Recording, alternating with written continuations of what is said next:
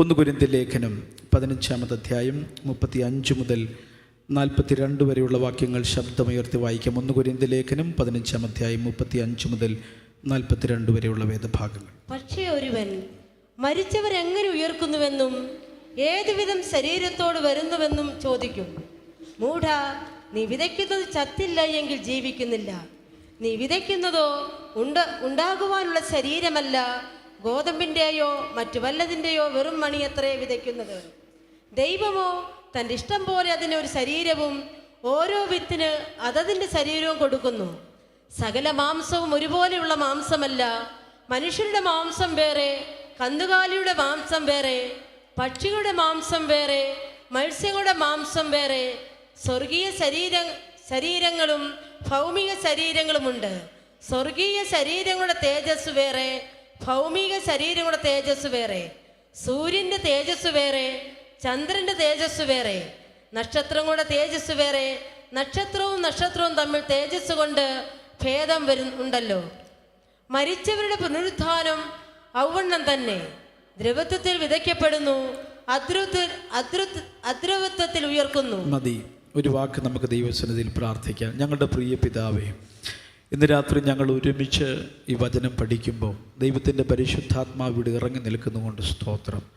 യേശുവിനെ മരിച്ചവരുടെ ഇടയിൽ നിന്ന് ഉയർപ്പിച്ച ദൈവത്തിൻ്റെ പരിശുദ്ധാത്മാവ് ഇന്ന് രാത്രി ഈ ഓഡിറ്റോറിയത്തിനകത്തും ചലിക്കുന്നത് കൊണ്ട് ഞങ്ങൾ ദൈവത്തിന് സ്തോത്രം ചെയ്യുന്നു.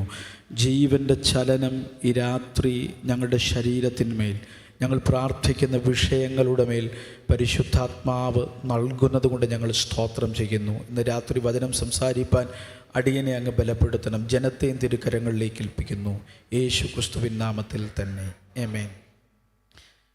വചനം വായിച്ച് കേട്ടപ്പോഴേ നിങ്ങളുടെ മുഖത്ത് ചെറിയൊരു ആശങ്ക ഉണ്ടാകും. ആശങ്കയുടെ കാരണം മറ്റൊന്നുമല്ല, ഇത് വായിക്കുമ്പോഴേ നമുക്കൊരു പേടിയുണ്ട്. ആ പേടിയുടെ കാരണം നമ്മളത് സാധാരണ ആരാധനയ്ക്ക് വായിക്കാറില്ല, വീടുകളിൽ രാത്രി പ്രാർത്ഥനയിൽ വായിക്കാറില്ല.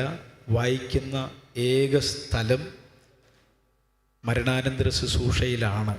കർത്താവിൻ്റെ ദാസന്മാർ മാത്രമാണ് മിക്കവാറും ഇത് വായിക്കുന്ന. വിശ്വാസികൾ വായിക്കാറില്ല. കാരണം ഇത് വായിച്ചാൽ എങ്ങാനും അങ്ങ് പോയെങ്കിലോ എന്നൊരു ചിന്ത കൂടെ നമ്മുടെ അകത്തുണ്ട്.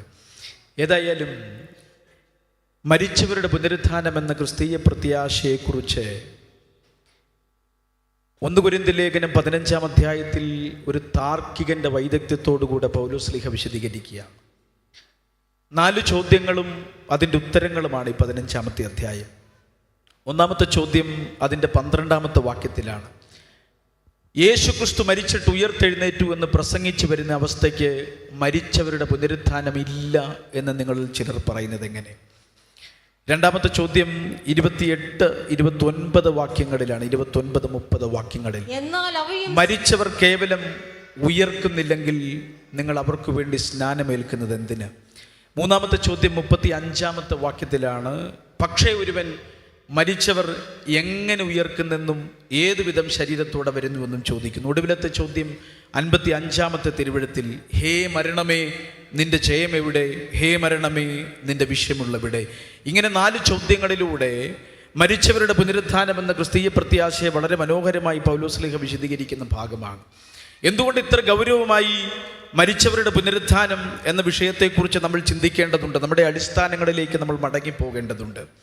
ഒരു കാര്യം ഉറപ്പാണ്, ഇന്ന് രാത്രി നിങ്ങളോട് വചനം സംസാരിച്ചു കൊണ്ടിരിക്കുന്ന ഞാനും, എൻ്റെ ശബ്ദം കേട്ടുകൊണ്ടിരിക്കുന്ന നിങ്ങളും, എന്നെ വീക്ഷിച്ചു കൊണ്ടിരിക്കുന്ന നിങ്ങളും, നമ്മളെല്ലാവരും ക്ഷണികരാണെന്ന് അംഗീകരിച്ചേ മതിയാകൂ.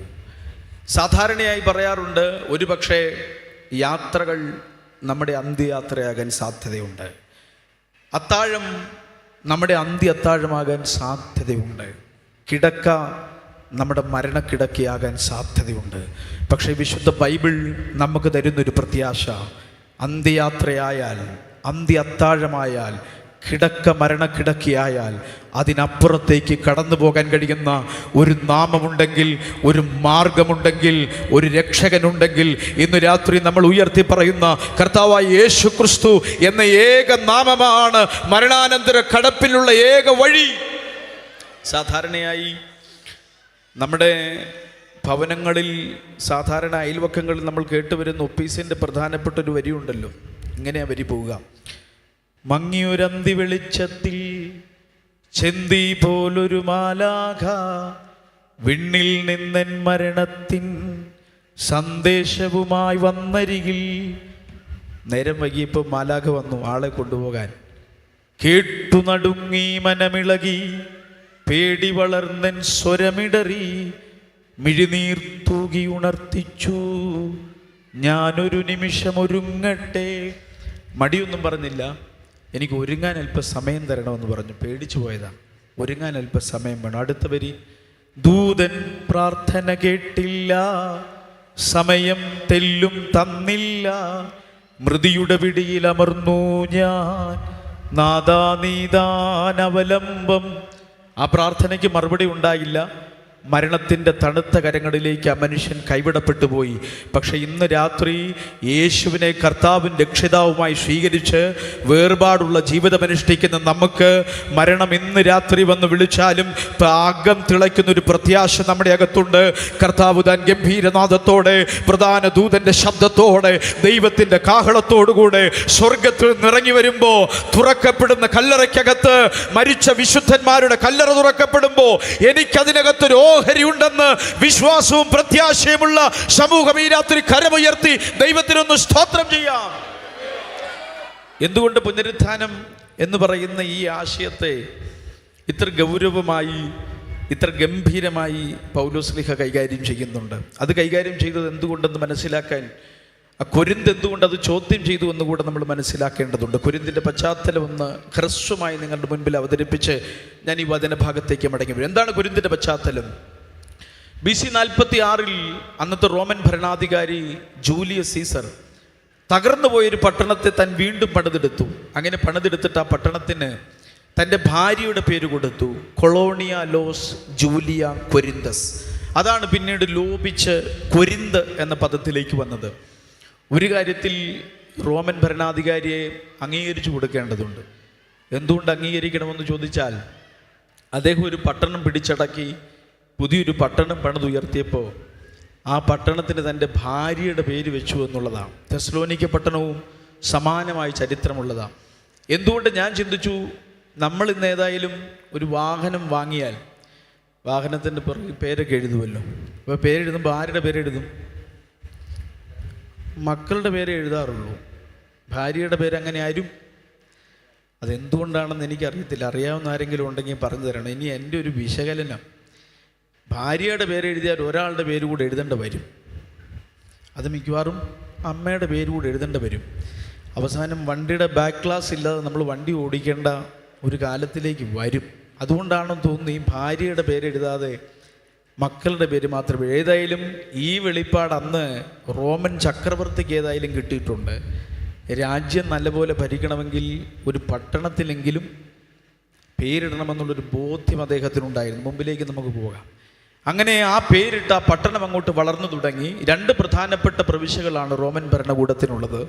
ഒന്ന് അഖായ പ്രവിശ്യയും മറ്റൊന്ന് മക്കദോനിയ പ്രവിശ്യയും. മക്കദോനിയ പ്രവിശ്യയുടെ തലസ്ഥാനം ഫിലിപ്പിയാണ്. അഖായ പ്രവിശ്യയുടെ തലസ്ഥാനമായി കൊരിന്ത് എന്ന ഈ നഗരം വളർന്നു. അങ്ങനെ ഈ നഗരം വളർന്നു തുടങ്ങിയപ്പോൾ അതിനോടൊത്ത് മ്ലേച്ഛതയും ഈ നഗരത്തിനകത്ത് വളരാൻ തുടങ്ങി. ആ നഗരത്തെക്കുറിച്ച് പറയുന്നത് ഒരു കൊരിന്ത്യൻ എന്ന് വിളിക്കുന്നത് തന്നെ ഒരു അവഹേളനമായി മാറിയ ഒരു കാലഘട്ടം കൊരിന്തിനുണ്ടായിരുന്നു. പിന്നീട് പറഞ്ഞു വരുമ്പോൾ അവിടെ പ്രധാനപ്പെട്ടൊരു ക്ഷേത്രമുണ്ടായിരുന്നു. ആ ക്ഷേത്രത്തിനകത്തു നിന്ന് പച്ചയ്ക്ക് വേശ്യാവൃത്തി നടത്തിയിരുന്ന 1000 ദേവദാസിമാർ നേരം വൈകിയാൽ ആ പട്ടണത്തിനകത്തൂടെ ഇറങ്ങി നടക്കും. ഇനിയും വിശദീകരിച്ചാൽ ഒരു പൊതുസദസ്സിൽ വിശദീകരിക്കാൻ കഴിയാത്തതുപോലെ അത്രയ്ക്ക് മലീമസമാണ് കൊരിന്ത് പട്ടണത്തിൻ്റെ ചരിത്രമെന്ന് പറയുന്നത്. പക്ഷേ അത്ര മലിനമായൊരു പട്ടണത്തെ താൻ സുവിശേഷത്തിൻ്റെ ദീപശിഖയുമായി പൗലോസ് ചെല്ലുമ്പോൾ പരിശുദ്ധാത്മാവ് പൗലോസിനോട് പറഞ്ഞൊരു കാര്യം: നീ മിണ്ടാതിരിക്കരുത്, വചനം പ്രസംഗിക്കുക. ഈ പട്ടണത്തിൽ എനിക്ക് വളരെ ജനമുണ്ട് എന്നുള്ളതാണ് ദൈവത്തിൻ്റെ സന്ദേശം. ഒരു കാര്യം ഉറപ്പാണ്, ഇത്ര മലീവസമായ, ഇത്ര പാപം നിറഞ്ഞ പട്ടണത്തിനകത്തേക്ക് എന്തുകൊണ്ട് നിർബന്ധമായി പരിശുദ്ധാത്മാവ് പൗലോസിനെ പറഞ്ഞു വിട്ടു? ഒരു കാര്യം വ്യക്തമായി ഞാൻ പറയാം, സുവിശേഷം സുവിശേഷത്തിൻ്റെ സന്ദേശം എന്നും അങ്ങനെയാണ്. യേശുക്രിസ്തു പരിശുദ്ധന്മാരെ തേടി വന്നതല്ല, യേശുക്രിസ്തു വിശുദ്ധന്മാരെ തേടി വന്നതല്ല, യേശുക്രിസ്തു പുണ്യാളന്മാരെ തേടി വന്നതല്ല. തിരുവെഴുത്ത് പറയുന്നു, അവൻ പാപികളെ രക്ഷിപ്പാൻ ലോകത്തിൽ വന്നു എന്നുള്ളത് വിശ്വാസ്യവും സത്യവുമായ വചനമാകുന്നു. ഞാൻ എപ്പോഴും പറയാറുണ്ട്, ഏത് പാപി? അത് കൂടത്തായി ജോളിയെ പോലെയോ, അത് അഫാനെ പോലെയോ, അത് ഗോവിന്ദചാമിയെ പോലെയോ, പാപത്തിന്റെ ഏത് പടുത്ത ജാലിൽ കിടക്കുന്നവനെയും കഴുകിയെടുക്കാൻ കഴിയുന്ന ഒരു രക്തം ഇന്നേക്ക് 2000 വർഷങ്ങൾക്ക് മുൻപ് കാൽവറിയിൽ ഒഴുക്കപ്പെട്ടു. അതുകൊണ്ട് ഇന്ന് രാത്രിയും ഈ പട്ടണത്തോട് ഞങ്ങൾ വിളിച്ചു പറയും, അവന്റെ പുത്രനായ യേശുവിന്റെ രക്തം സകല പാപവും പോക്കി മനുഷ്യനെ ശുദ്ധീകരിക്കുന്നു.